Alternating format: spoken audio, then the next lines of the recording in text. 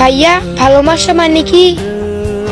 ভালোবাসা বলতে সবাই বলে শ্রদ্ধা, সম্মান আর বিশ্বাস, কিন্তু আমি এই তিনটা পয়েন্ট ছাড়া আর একটা পয়েন্ট যোগ করতে চাই, তা হলো অনুভূতি। অনুভূতি কি ভাইয়া? অনুভূতি বলতে যেটা বোঝায়, মনের অনুভূতি যদি ভালোবাসার মানুষটি যদি নাই বুঝতে পারে তাহলে ভালোবাসা সৃষ্টি হয় না। তো সর্বপ্রথম পয়েন্ট আসাটা হচ্ছে অনুভূতি। ধরে নাও তোমার মনে এখন কি চলছে সেটা আমি বুঝে নেওয়াটাই হচ্ছে অনুভূতি, আর এটাই হলো ভালোবাসা।